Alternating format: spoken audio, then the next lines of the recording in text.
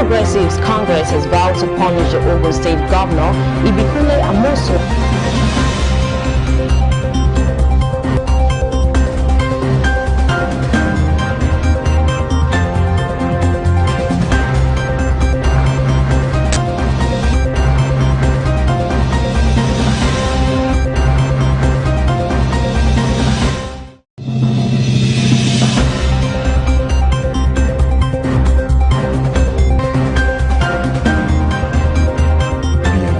To 15.7 trillion naira by the end of December 2019. Senior Democrats have responded by accusing him of committing a gross offense. The All Progressives Congress has vowed to punish the Ogun State Governor.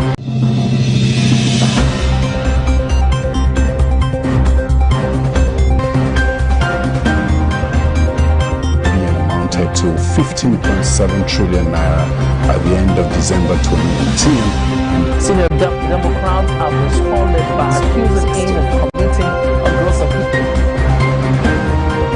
The All Progressives Congress has vowed to punish the Ogun State Governor, Ibikule Amosu.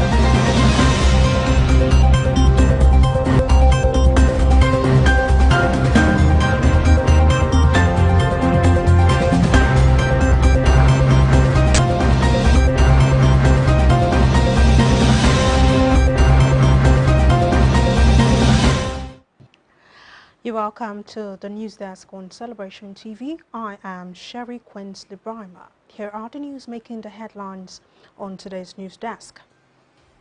The Electoral Act faces delay at National Assembly as the harmonization is yet to start. A huge explosion kills many in Ghana. International aid efforts ramp up for tsunami-hit nation.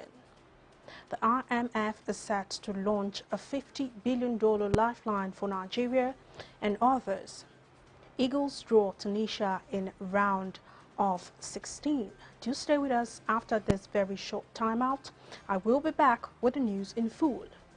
Do not go nowhere.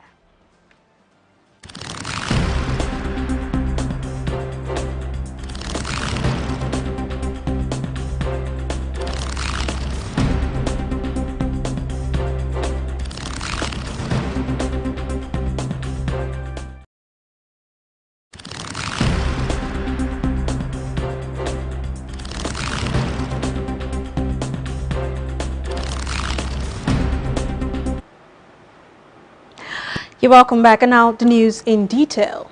There were strong indications that the Electoral Act Amendment Bill would suffer further delay at the National Assembly, as the Senate and the House of Representatives had yet to refer different versions of the bill to conference committee.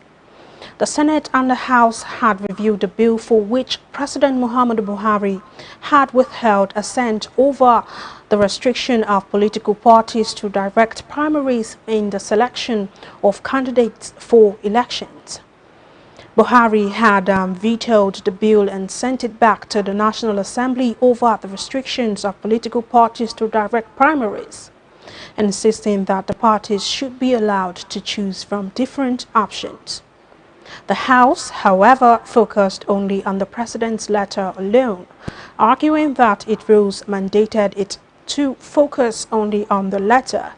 The lawmakers consequently amended Section 87 of the Electoral Act 2010, which is Clause 84 of the Electoral Bill, by inserting the indirect primary option.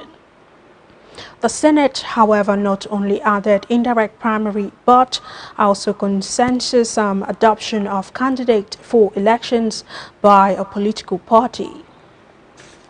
And now moving forward from that news story. Oil workers protest in Delta State over welfare.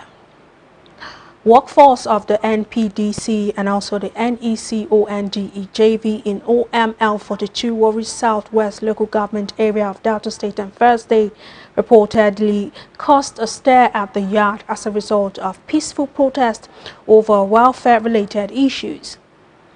Sources hinted that the aggrieved workers listed to the management their alleged grievances, which included poor welfare of workers, poor salary payment, and such other issues. They were said to have carried placards with inscriptions such as "No food, no crew change, no COVID-19 test, poor welfare of workers, poor salary payment," and so on. However, an official of the NPDC was quoted as telling the protesting workforce that the company is trying its best in taking care of the workers, adding that he is hopeful that the protest will be brought under control soon enough. And now news coming from around Africa. A huge explosion kills many in Ghana. Many have died in an explosion that occurred at the pass between Bogoso and Baudi in western region of Ghana. Coordinator of the National Disaster Management Organization, Francis Abieku Yonkar, confirmed this to the local media. The police, in collaboration with other agency services providers, have activated a full emergency recovery exercise. Preliminary investigations, according to the police, revealed that a mining explosive vehicle moving from Takwa to Chirano mines collided with a motorcycle, resulting in the explosion. Most of the victims have been rescued and they are on admission. According to the police, its personnel have taken charge of the situation, providing security to enable the emergency workers, including the GNFs, the NADMO, and the National Ambulance Service, to manage the situation. And meanwhile, residents in the affected area have been advised to move out to nearby towns for their safety while recovery efforts are underway. The police have also appealed to nearby towns to make their classrooms and churches available to accommodate the surviving victims. Right now, we'll take a very short break. When we get back from that break, I'll be bringing you update from Tonga as the international aid efforts ramp up for tsunami hit nation. I will be right back. Do stay tuned.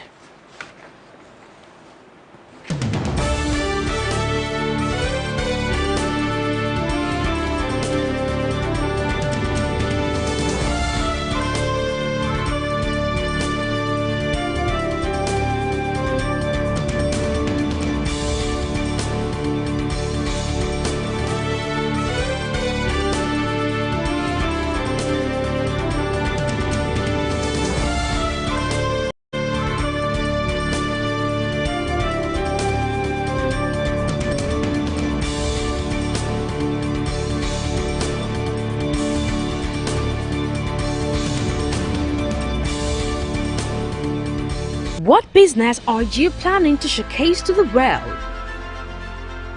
That which will satisfy the need of humanity? Of course, with Celebration TV, it will get the desired reciprocation you long for. We are committed to giving your business and services that quality touch of class, and you will be happy you made the right choice by placing that investment of yours on the right platform. Without delay, you can call on this number for your advert placement, partnership, or sponsorship of our programs. Celebration Television, your best bet.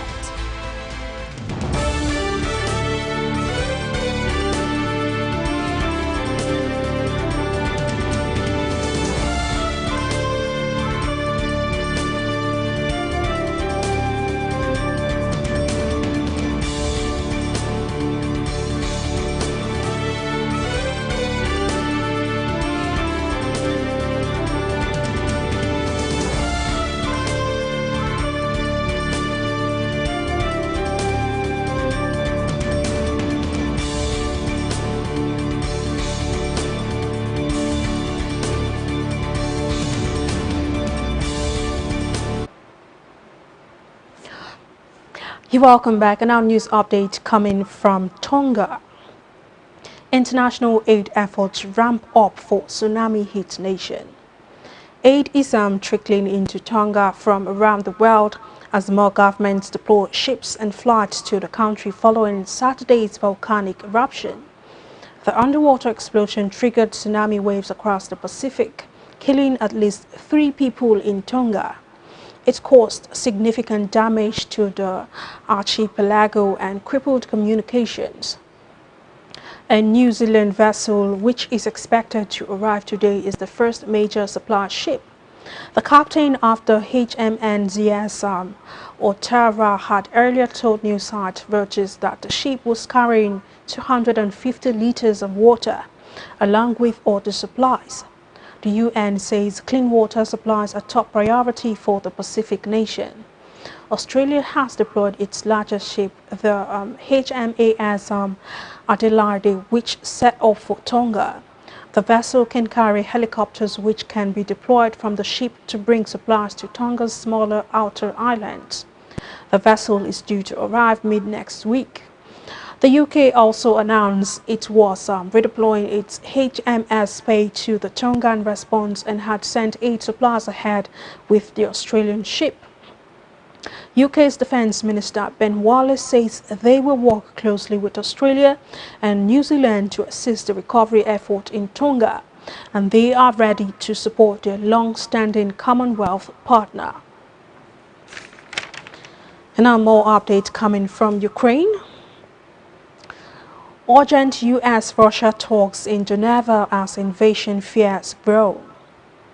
U.S. Secretary of State Antony Blinken and Russian Foreign Minister Sergei Lavrov are to hold talks in Geneva later amid mounting fears that Russia could be about to invade Ukraine.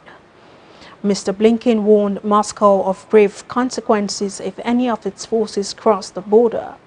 Russia has 100,000 troops at the border but denies planning to invade. President Vladimir Putin has issued demands to the West, including that the Ukraine be stopped from joining NATO. He also wants the Western Defense Alliance to abandon military activity in Eastern Europe, but has received no reassurances.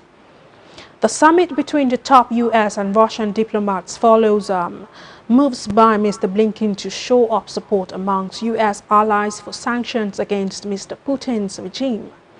Now, following discussions in Berlin with British, French and German officials, Mr. Blinken says that allowing a Russian incursion into Ukraine will drag them all back to a much more dangerous and unstable time, when the continent and the city were divided in two with the threat of all-out war hanging over everyone's heads. State Department officials have said that Mr. Blinken will seek to offer Mr. Lavrov a diplomatic off-ramp to ease tensions. His comments come after United States President Joe Biden predicted that Russia will move in on Ukraine and warned of a disaster for Russia. Now, speaking alongside Mr. Blinken, Germany's new foreign minister, Annalena Baerbock, pledged immediate action against any Russian invasion and did not rule out imposing measures that could have economic consequences for themselves. The UK's Foreign Secretary Liz Truss has also called on Mr. Putin to desist and step back from Ukraine before he makes a massive strategic mistake that will lead to terrible loss of life. And earlier this week, Britain announced it was supplying Ukraine with extra troops for training and defensive weapons. And now on business news. IMF set to launch $50 billion lifeline for Nigeria and others. The International Monetary Fund has said it is set to launch a $50 billion trust fund for low-income and vulnerable middle-income countries to help them build resilience to balance of payments, shocks and set them on the path to sustainable recovery before the end of 2020. The IMF disclosed this in a blog post titled "A New Trust to Help Countries Build Resilience and Sustainability." This was published on Thursday. It says a proposed $50 billion trust fund could help low-income and vulnerable middle-income countries build resilience to balance off payment shocks and ensure a sustainable recovery. Even as countries continue to battle COVID-19, it is crucial not to overlook the longer-term challenge of transforming economies to become more resilient to shocks and achieve sustainable and inclusive growth. According to the Washington-based lender, the pandemic and climate change are challenges threatening macroeconomic stability and growth, and also have a potential for future balance of payments problems. The IMF says it was considering how to channel some of the $650 billion SDRs it issued in August from countries with strong external financial positions to vulnerable countries through a resilience and sustainability trust. And still on business news, over 500,000 benefited from the federal government digital skill scheme. The Minister of Communications and Digital Economy, Professor Issa Panjami, says over 500,000 Nigerians have benefited from digital skills empowerment programs organized by the ministry. He says this while speaking as the special guest of honor during a virtual workshop organized by the World Bank on Digital Skills Roadmap. This was contained in a statement from the minister's spokesperson, Uwa Suleiman. The minister says they are championing a paradigm shift from emphasis on skills, particularly digital skills, over merely having degrees without skills. A digital economy cannot be developed in silos, and this is why the Federal Ministry of Communications and Digital Economy has entered into mutually beneficial partnerships with global technology giants and institutions in order to empower the citizens with the requisite skills to become employers rather than employees in the long run. The ministry also disclosed that over 500,000 Nigerians have so far benefited from digital skills empowerment programs at various levels, initiated and driven by the ministry and the parastatals under its preview.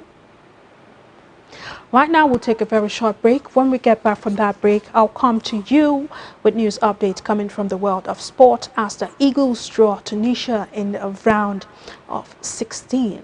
And we'll be right back. Do not go nowhere.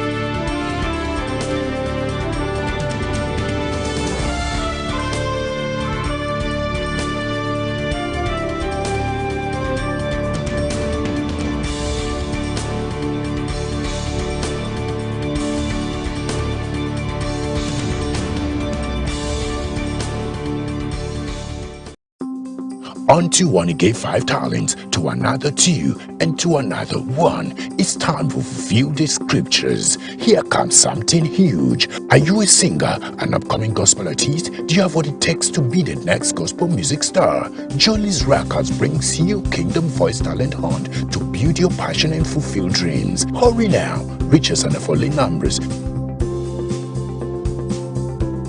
or simply send a mail. Gospel music ministers, I need you to be part of this talent hunt. Kingdom Voices. God bless you. Don't miss out.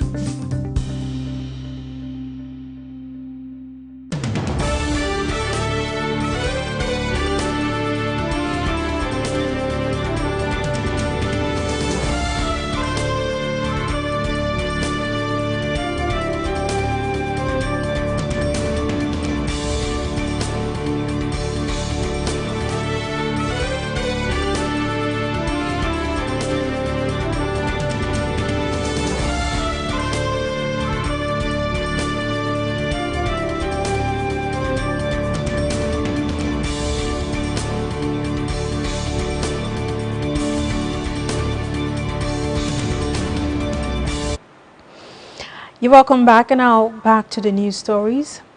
News coming from the world of sport. Super Eagles will face 2004 African champions Tunisia in the round of 16 after ongoing 2021 African Cup of Nations on Sunday at the Ramonde Adja Stadium in Garoua. Tunisia finished third in Group F behind Mali and the Gambia after losing 1-0 to the West African nation in their final Group F encounter, qualifying to the round of 16 as one of the best losers after amassing 3 points. The Eagles are familiar opponents, with the North Africans having defeated them 1-0 in the third-place match of the 2019 tournament in Egypt, with Odion Igalo scoring the only goal of the encounter. Both nations last met in an international friendly in October 2020, which ended goalless. The two African football giants have met 20 times, with both countries recording 6 wins apiece and 8 stalemate games. Eagles last lost to the Tunisians in 2004 in an AFCON semi-final match, which ended 1 each during regulation time, with the North African nation winning 5-3 on penalties. In another sports news, Liverpool beat Arsenal 2-1 to reach Carabao's Cup final.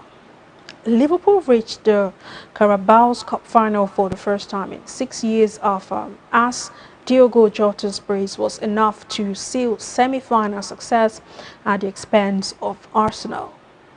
After a goalless first leg at Anfield last week, Jota's first half daisy cutter caught even flat-footed. To top off a miserable night for Arsenal, Farmer's Party was sent off just 16 minutes after coming off the bench. It means Georgian club's Reds head to Wembley, where they will face Chelsea on February 27th. The hosts started brightly, Alexander hitting the crossbar with a free kick inside the opening in just 5 minutes. Liverpool thought they had broken the deadlock in the tie as Joel Matip poked home a Fabinho header cross goal, but his effort was ruled out for offside. We have come to the end of the Celebration TV News Desk at 11. In case you missed out on the top stories, here is a quick rerun of the headline stories. Electoral Act faces delay at National Assembly. The immunization is yet to start. President Weah visits survivors of deadly stampede in Liberia. International aid efforts ramp up for tsunami-hit nation. The IMF is set to launch $50 billion lifeline for Nigeria and others. And on sports news, the Eagles draw Tunisia in a round of 16. And right now we've come to the photo of the day. That photo is saying, when you look at yourself in the mirror, what do you see? Do you see yourself as less, or do you see yourself as more? How you see yourself matters a lot, because if you do not believe in yourself, then no one else would do. You can share your thoughts about that photo of the day via our social media platforms. On Facebook, we are Celebration TV. On Instagram, we are My Celebration TV. On Twitter, at My Celebration TV. On YouTube, Celebration TV. Always bear in mind that your positive contribution to the wellness of the society you find yourself or the organization you work defines your leadership might. As an individual who knows what to do and do so without expecting to be pushed has backed his way to success. Let it be known today that everything we do, think, feel, and believe either has a positive or a negative effect on humanity and our national well-being. Make sure you are a part of nation building today. I am Sherry Quinsley Barima. Thank you for staying tuned on the news desk. Do have a wonderful weekend ahead. Goodbye.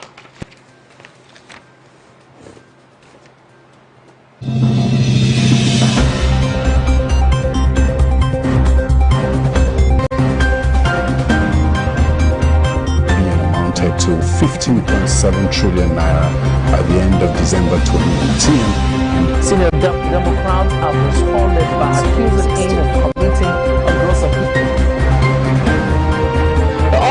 Congress has vowed to punish the Ogun State Governor, Ibikunle Amosun.